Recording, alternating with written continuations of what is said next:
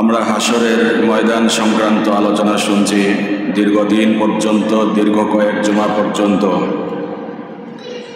আজ সেই ধারাবাহিকতায় পঞ্চম পর্ব, সময়ের সংক্ষিপ্ত পরিসরে আল্লাহ তৌফিক দিলে আজ হাসর সংক্রান্ত আলোচনা সমাপ্ত হবে। আল্লাহ আমাদেরকে তৌফিক দান করুন। হাসরের ময়দানে দুই শ্রেণীর মানুষ সবচেয়ে বেশি এবং পরম সৌভাগ্যবান হবে। এক শ্রেণীর মানুষ হচ্ছে যারা আল্লাহর আরশে আজিমের ছায়ার নিচে জায়গা পাবে, আর এক শ্রেণীর মানুষ হচ্ছে যাদের ভাগ্যে আল্লাহ রাব্বুল আলামিনের পক্ষ থেকে প্রেরিত নবী পয়গম্বর মুহাম্মদুর রাসূলুল্লাহ সাল্লাল্লাহু আলাইহি ওয়াসাল্লাম তার সুপারিশ যারা পাবে সেদিন তারাও সেদিন ধন্য হবে, সৌভাগ্যবান হবে। আবারও বলছি, হাসরের ময়দানে দুই গ্রুপের, দুই শ্রেণীর মানুষ পরম সৌভাগ্যবান হবে, যারা আল্লাহর আরশে আজিমের নিচে ছায়া পাবে, এবং আরেক শ্রেণীর লোক হচ্ছে যারা রাসূল সাল্লাল্লাহু আলাইহি ওয়াসাল্লামের শাফাআত এবং আল্লাহ রাব্বুল আলামিন রাসূলের জন্য, উম্মতের জন্য যে হাউজে কাউসার স্থাপন করবেন, সেই হাউজে কাউসারের পানি যারা পান করার সৌভাগ্য অর্জন করবে তারাও সেদিন ধন্য হবে।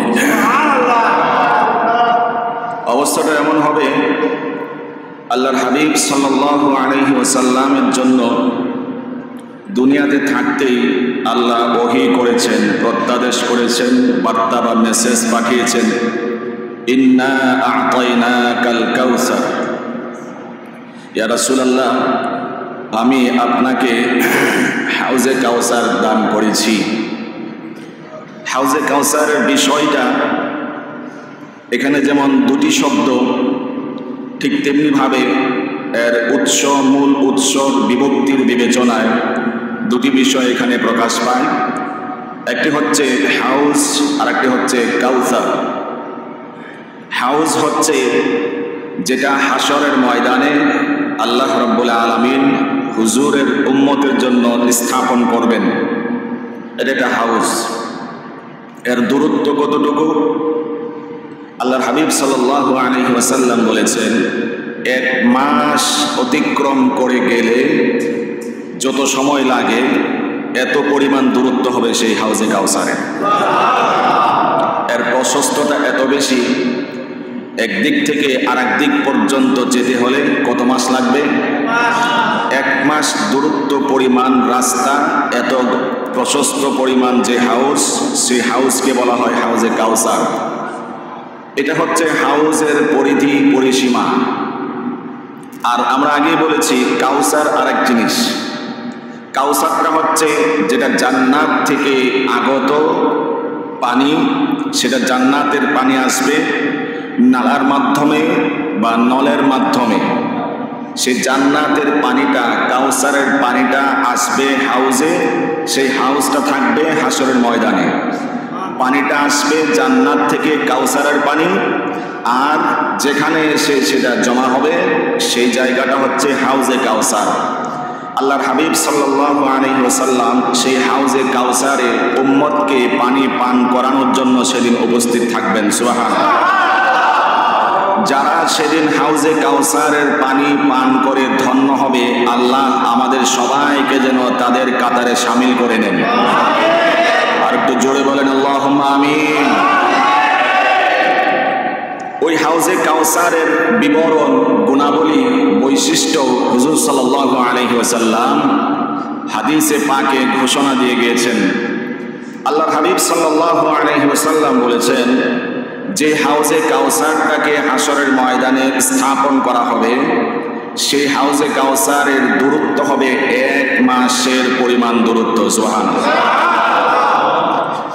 আল্লাহর হাবিব সাল্লাল্লাহু আলাইহি ওয়াসাল্লাম আরো বলেছেন, হাউজে কাউসারের যে পানি উম্মতকে পান করানো হবে, হাউজে কাউসারের পানি কেমন হবে? আল্লাহর হাবিব সাল্লাল্লাহু আলাইহি ওয়াসাল্লাম বলেছেন, দুনিয়াতে যে তোমরা দুধ দেখতে পাও, এই দুধ যেমন সাদা, এর চেয়েও আরো বেশি সাদা হবে। সুবহানাল্লাহ। নবীজি আরো বলেছেন তার ঘ্রাণ সুঘ্রাণ সুবাস কেমন হবে জানো নাকি? তার স্মেল বা ফ্লেভারটা কেমন হবে জানো নাকি? আল্লাহর হাবিব সাল্লাল্লাহু আলাইহি ওয়াসাল্লাম বলেছেন হাউজে কাউসার থেকে যে পানি আমার উম্মতকে পান করানো হবে ওই হাউজে কাউসারের পানিটা মিশক আম্বরের চেয়েও আরো বেশি সুগন্ধি হবে। পানি পান করানোর জন্য অবশ্যই পাত্র দরকার আছে না নাই? বিশ্বনবী বলেছেন হাউজে কাউসার থেকে যে পেয়ালা দিয়ে পানি পান করানো হবে ওই পেয়ালাগুলো হবে আসমানের নক্ষত্রের মতো উজ্জ্বল। সুবহানাল্লাহ বলেন। আল্লাহর হাবিব বলেছেন এই হাউজে কাউসার থেকে যারা একবার পানি পান করবে আর কোনোদিন ওই বান্দা ওই উম্মত পিপাসার্ত হবে না। একবার যদি কেউ পানি পান করতে পারে আর জিন্দেগিতে আর কোনোদিন তার পিপাসা লাগবে না। সুবহানাল্লাহ। নবীজি আর বলেছেন কাল কিয়ামতের ময়দানে হাসরের মাঠে যখন হাউজে কাউসারকে স্থাপন করা হবে আমি আল্লাহর নবী উম্মতের অপেক্ষায় ওই হাউজে কাউসারের সামনে দাঁড়িয়ে থাকবো। সুবহানাল্লাহ বলেন। সাহাবীরা জিজ্ঞাসা করলেন ইয়া রাসূলুল্লাহ ইয়া হাবিবাল্লাহ সেদিন কি আপনি আমাদেরকে চিনতে পারবেন? আল্লাহর হাবিব সাল্লাল্লাহু আলাইহি ওয়াসাল্লাম বলেছেন হ্যাঁ অবশ্যই তোমাদেরকে চিনতে পারবো। কিভাবে আমাদেরকে চিনবেন? বিশ্বনবী বললেন তোমাদের মধ্যে এমন কিছু আলামত দেখা যাবে যে আলামতগুলো অন্য কারো মাঝে দেখা যাবে না। সেই আলামতগুলো দেখে আমি তোমাদেরকে চিনে ফেলবো। দুনিয়াতে থাকতে নামাজ পড়ার জন্য যে ওযু করতে, ওযু করার জন্য যে অঙ্গ প্রত্যঙ্গগুলোকে তোমরা ধুইতে ওই অঙ্গ প্রত্যঙ্গগুলো ওই দিন ঝলমল করবে।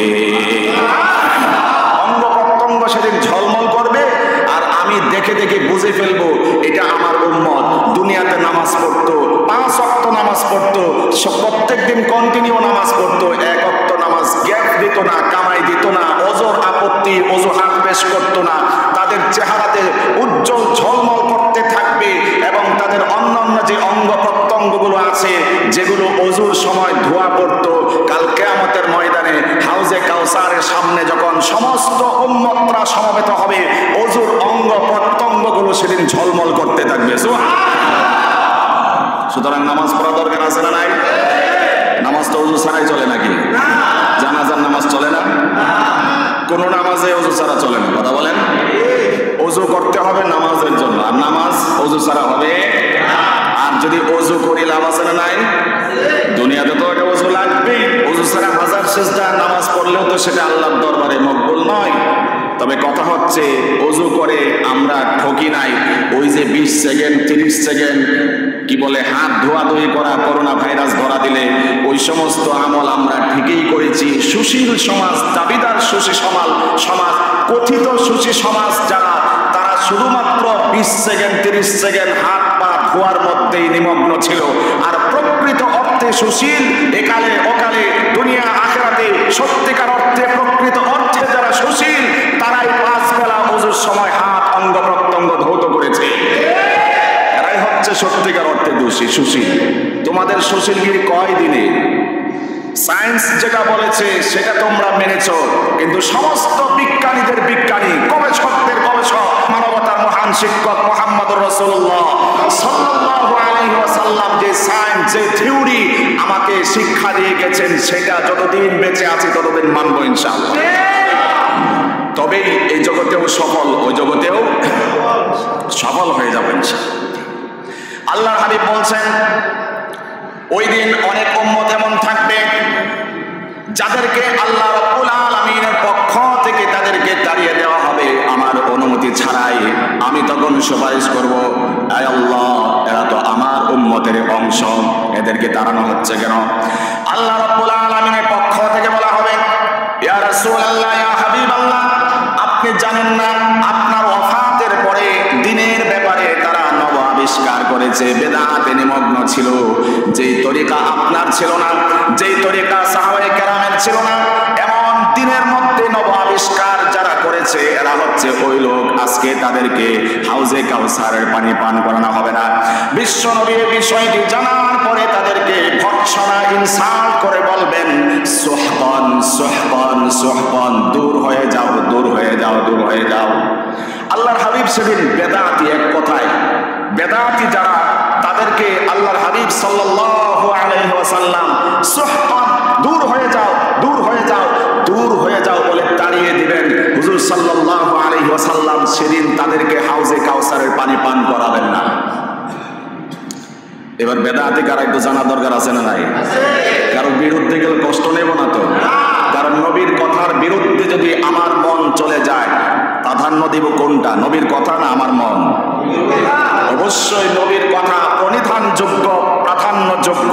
আমার মনের বিরুদ্ধে হাজার বারো চলে যায়, বিবেক বুদ্ধির বিরুদ্ধে যদি নবী আর কোরআন সাংঘর্ষিক হয়ে যায়, অবশ্যই আল্লাহ এবং রাসূলুল্লাহ সাল্লাল্লাহু আলাইহি ওয়াসাল্লামের বাতলে যাওয়া পথ মত এবং তাদের কথাকেই অগ্রাধিকার দিতে হবে।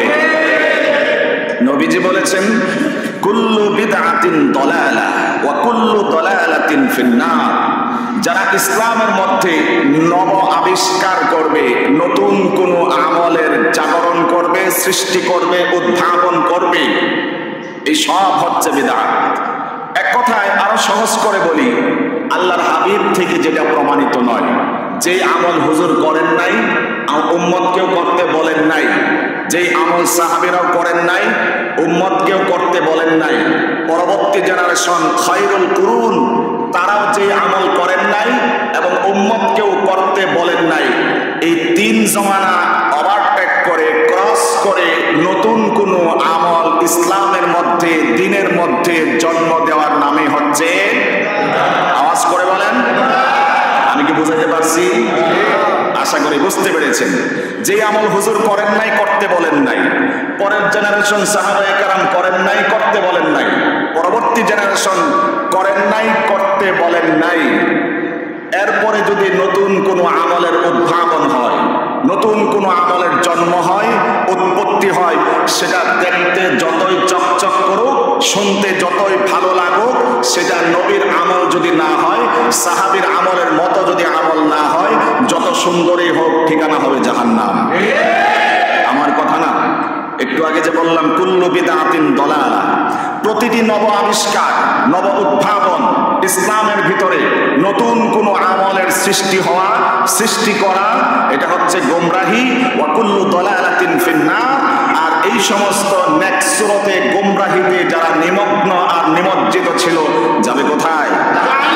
বলেছেন রাসূলুল্লাহ সাল্লাল্লাহু আলাইহি ওয়াসাল্লাম, সেদিন যারা ভালো কাজও করেছি দুনিয়ায় থাকতে, কিন্তু আমার আমলটা নবীর আমলের মতো ছিল না, আমার আমলটা সাহাবীর আমলের মতো ছিল না, এমন আমল যদি হাজারো সুন্দর হয়, দেখতে চকচক করে, শুনতে খুবই মিষ্টি লাগে, এমন হাজার ভালো আমল দিয়ে আল্লাহর জান্নাতে যাওয়া যাবে? তো এদেরকে আল্লাহ সেদিন বলবেন, আল্লাহর হাবিব সেদিন বলবেন সুহবান, দূর হয়ে যাও। এখানে হাউজে কাউসারের পানি শুধুমাত্র তারাই পান করবে যারা আমার তরিকার উপরে, আমার মতের উপরে, আমার রীতির উপরে, আমার নীতির উপরে, আমার কালচারের উপরে যারা জীবনকে পরিচালনা করেছে। আজকে হাসরের ময়দানে শুধুমাত্র তারাই হাউজে কাউসারের পানি পান করবে। অন্য যারা বাতিল গোষ্ঠী, বেদাতি গোষ্ঠী, তারা হাউজে কাউসার থেকে পানি পান করতে পারবে না।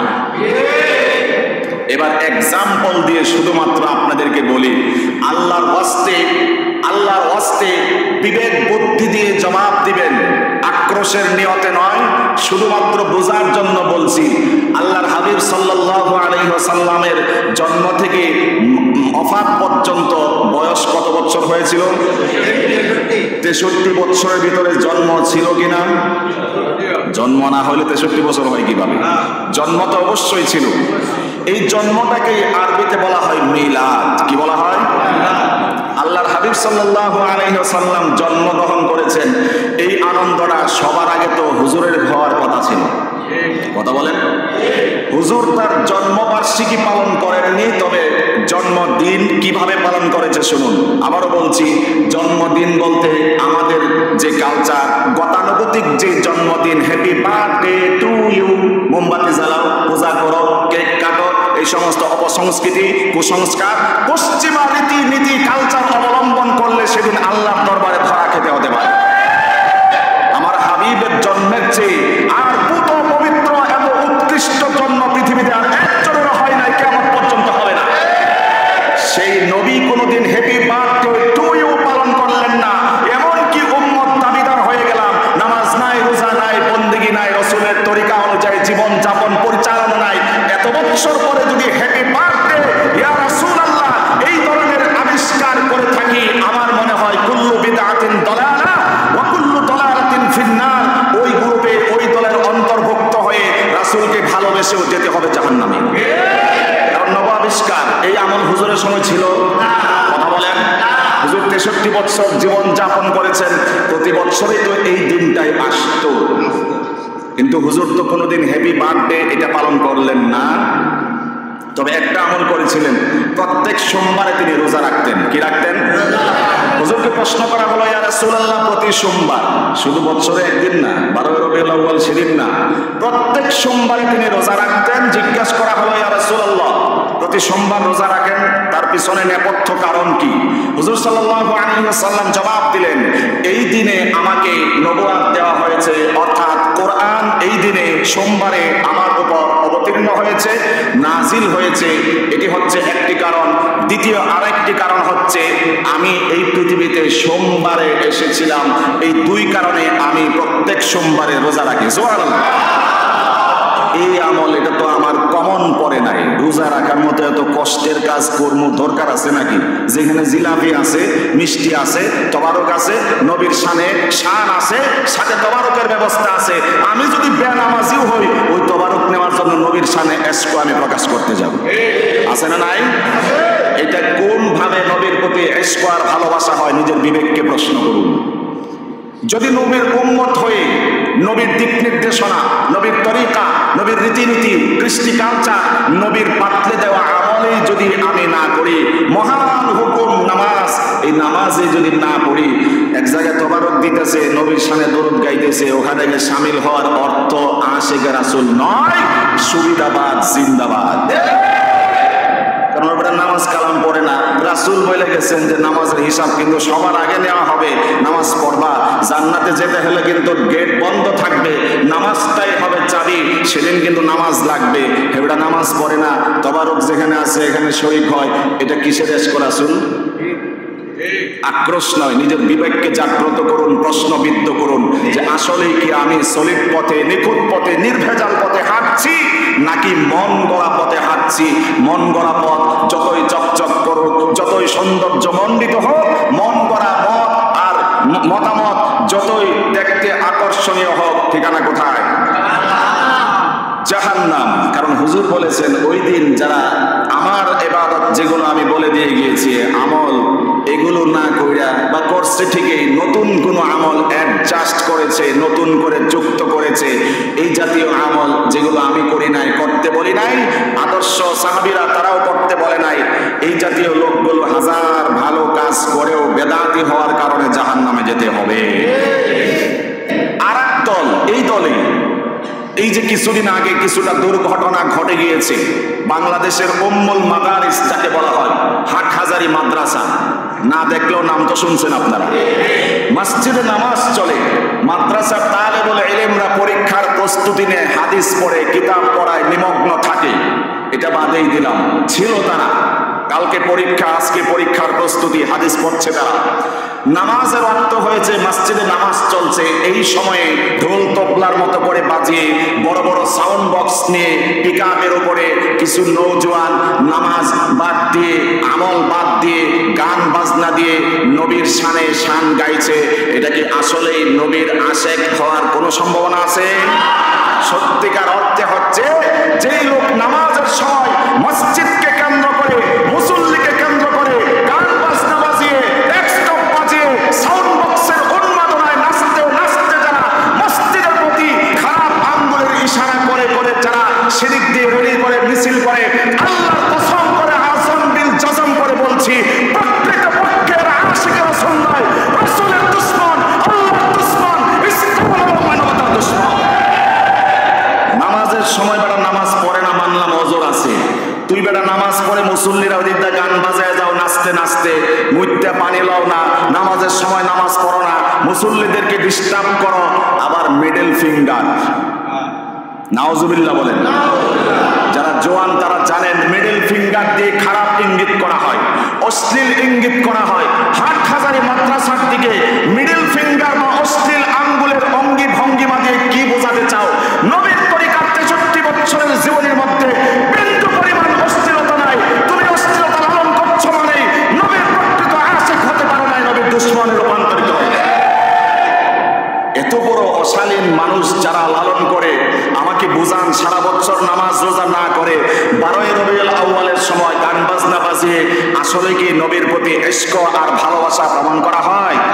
আওয়াজ করে বলতে হবে, এটা কোন ধরনের আশিক রাসূলের পরিচয়?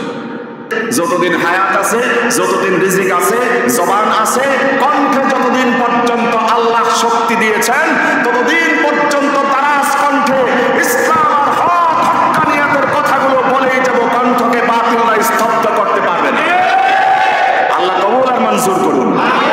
সত্যিকার অর্থে যেটি মূল বার্তা, ইসলামের মূল বক্তব্য যেটি, সেটা আমাকে জনগণের সামনে বলতেই হবে।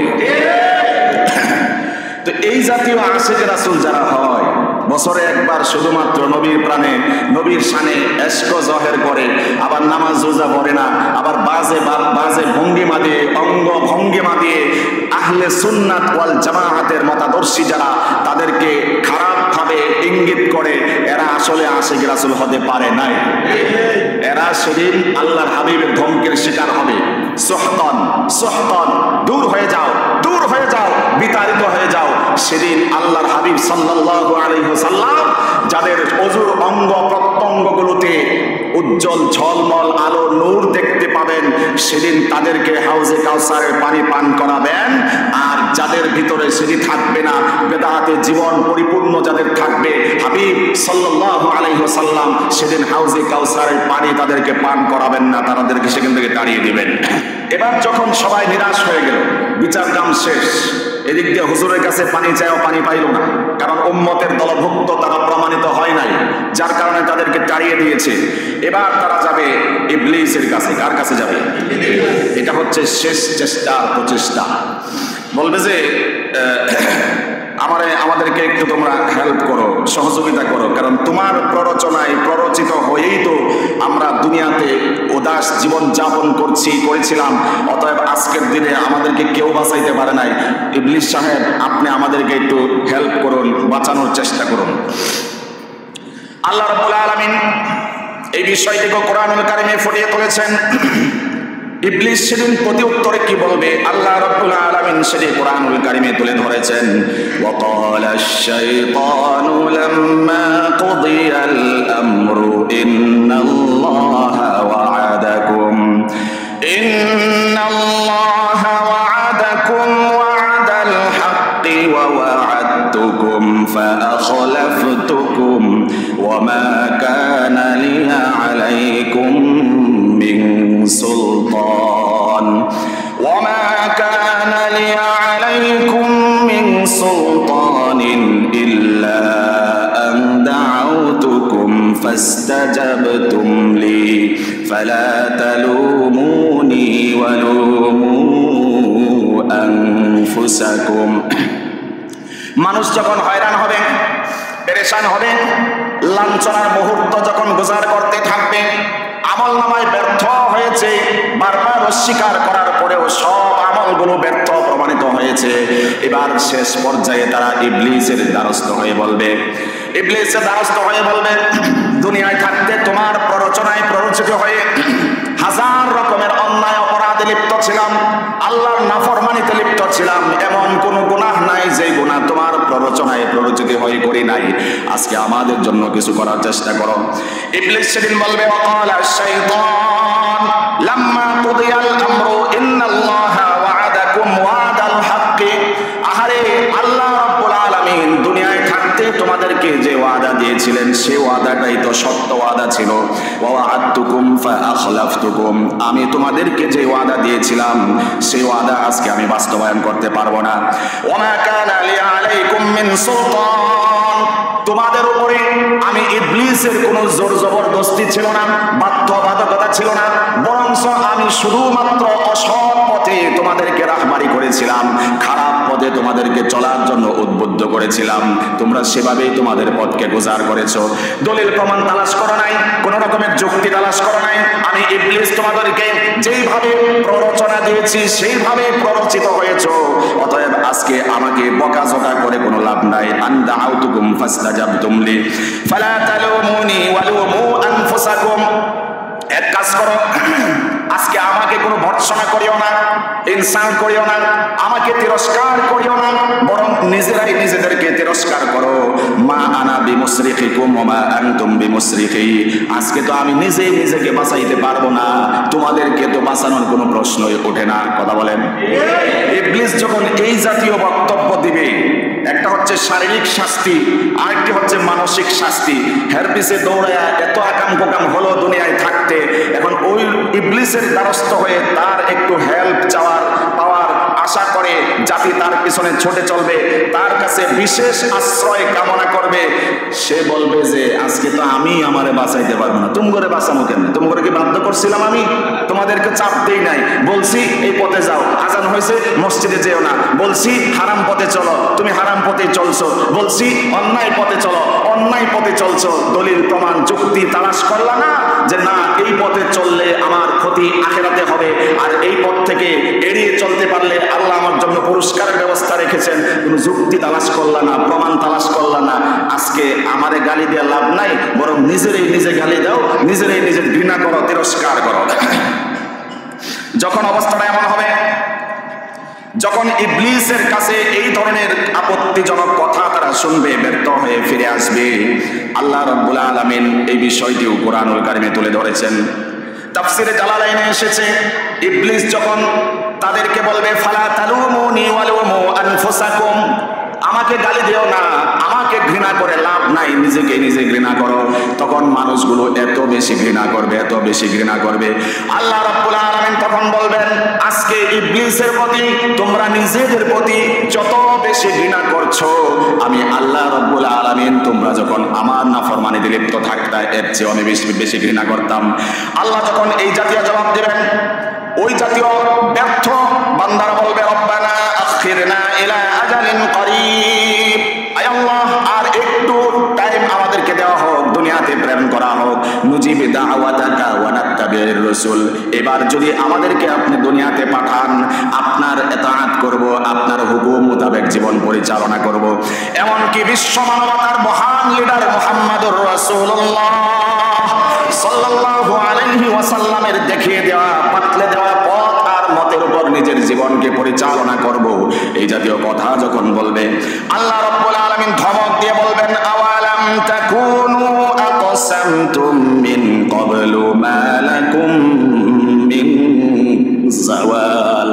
আল্লাহ তখন ধমক দিবে, দুনিয়া থাকতে এত বাহাদুর ছিলা, বলতা আওয়ালাম তাকুনু আকসামতুম, অতীতে তোমরা কসম করে অত্যন্ত স্থিরতার সাথে, আযম বিল জাযমের সাথে, দৃঢ়তার সাথে তোমরা বলতে আওয়ালাম তাকুনু আকসামতুম মিন ক্বাবলু মা লাকুম মিন জাওয়াল, আমাদের আর কোনো পতন নাই। এখন বলো যে আরেকটু টাইম দেন, এবার দুনিয়াতে পাঠাইলে আপনারাও মানবো, নবীরেও মানবো। আল্লাহ বলবে ধমক দিয়া, ওই বেটা তোর এত লম্বা হায়াত দিলাম, চ্যালেঞ্জ করে না বলতি যে আমাদের পতন নাই, লয় নাই, ক্ষয় নাই, শেষ নাই, পরিণাম পরিণতি নাই, সমাপ্তি নাই। এই ধরনের অহংকার সূচক কথা তো তোমরাই বলতা। নো চান্স, আর দুনিয়াতে প্রেরণ করার সুযোগ নাই। এবার আল্লাহ রাব্বুল আলামিনের কাছে তারা আরো দরখাস্ত করবে, রব্বানা আখরিজনা না'মাল সালিহান গায়রাল্লাযী কুন্না না'মাল আওয়ালাম নু'আম্মিরকুম মা ইয়াতাযাক্কারু ফীহি ওয়া জাআকুমুন নাযীর। বলবে আয় আল্লাহ আখরিজনা না'মাল সালিহান গায়রাল্লাযী কুন্না না'মাল, এতদিন দুনিয়া থাকতে যত আকাম কুকাম করেছি, এই সব কিছুর বিনিময়ে আরেকবার যদি দুনিয়াতে পাঠান, নেক কাজ করব, ওয়াদা দিলাম, জবান দিলাম, প্রমিস করলাম।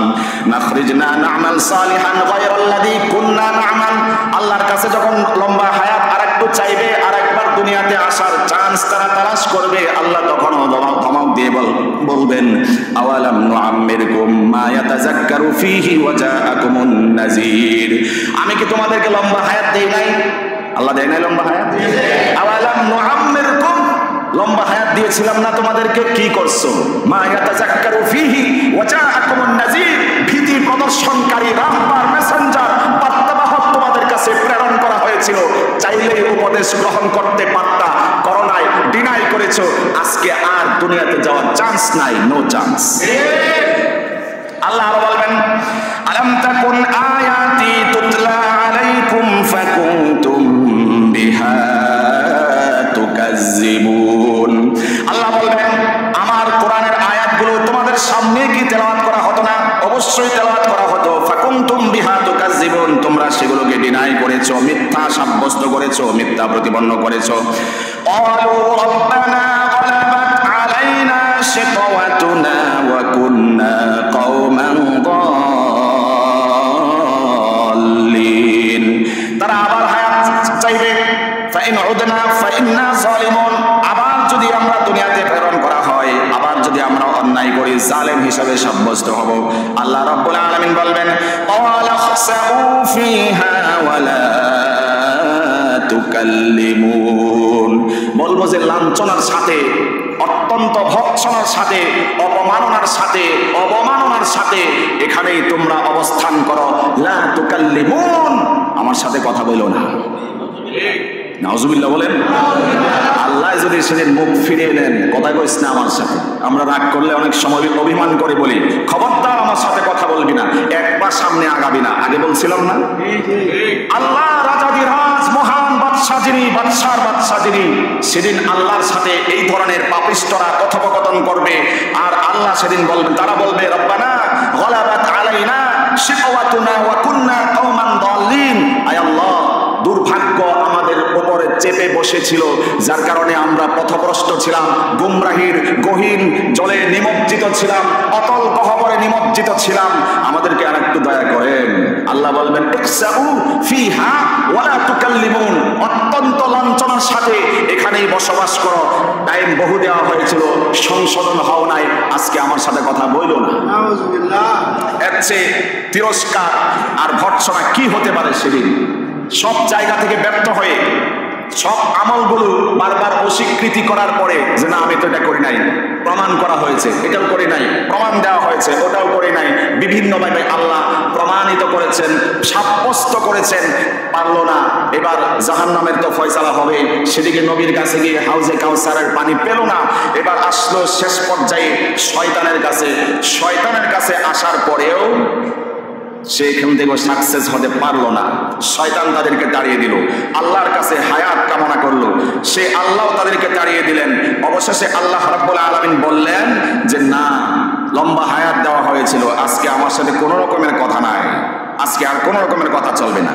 আমি শুরুতেই বলেছিলাম কয় শ্রেণীর মানুষ সেদিন সৌভাগ্যবান হবে, দুই ভাগে বিভক্ত করেছিলাম। যারা সেদিন আরশে আজিমের ছায়ার নিচে জায়গা পাবে তারা সৌভাগ্যবান। সেদিন যারা আল্লাহর হাবিবের সুপারিশ পাবে, হাউজে কাউসারের পানি পাবে, তারা সৌভাগ্যবান। এই দুই গ্রুপে বিভক্ত করেছিলাম। এবার আসুন আরশে আজিমের ছায়ার নিচে কারা ছায়া পাবে। এক নাম্বার হচ্ছে ইমামুন আদেল। এক নাম্বার ইমামুন আদেলের যদি ব্যাখ্যা করতে যাই, সরল অনুবাদ আমরা বুঝতে যাই, এক কথায় বলা যায় ন্যায় পরায়ণ শাসক, ন্যায় পরায়ণ বাদশাহ, ন্যায় পরায়ণ নেতা। ইমামের স্পষ্ট অর্থ যেটি, ইমাম অর্থ জোরে বলেন, আপনারা বললে আমরাও শিখি, পিছনেরা বলেন। ভাই পিছনের ভাইদের থেকে একটু রেসপন্স চাই। ইমাম অর্থ কি? আর একটু আওয়াজ। জুয়ান পিছনে সবাই, মুরব্বী সবাই, মুরব্বীদের আওয়াজ শুনতে চাই। ইমাম অর্থ কি? এবার জোয়ানদের কত পাওয়ার দেখতে চাই, এনার্জির সবটুকু ব্যয় করে বলতে চাই ইমাম অর্থ কি? মনে হয় দূরে বসছে, এই জন্য আমার কানে আওয়াজ আসতেছে। বাস্তবে তাদের পাওয়ারফুল যৌবনের শক্তির এনার্জি অবশ্যই বহুল, এটা বলাই চলে। ইমামুন আদেল, ন্যায়পরায়ণ শাসক, ন্যায়পরায়ণ বাদশাহ, ন্যায়পরায়ণ নেতা যারা, তারা সেদিন আল্লাহর আরশে আজিমের গ্যালারিতে জায়গা পাবে। সুবহানাল্লাহ। তাহলে নেতা, শাসক, বাদশাহ হতে হবে কেমন? ন্যায়পরায়ণ বাদশাহ। ন্যায়পরায়ণ বাদশার জন্য আল্লাহর হাবিব প্রথম আসন রেখেছেন। সুবহানাল্লাহ। 7 শ্রেণীর মানুষ আরশে আজিমের গ্যালারিতে জায়গা পাবে। এর মধ্যে সবার আগে আনছে ইমামুন আদেল, যারা ন্যায়পরায়ণ নেতা, শাসক, বাদশা, সরকার, রাষ্ট্রপ্রধান, রাষ্ট্রনায়ক, এরা আল্লাহর আরশে আজিমের গ্যালারিতে প্রথম জায়গা পাবে।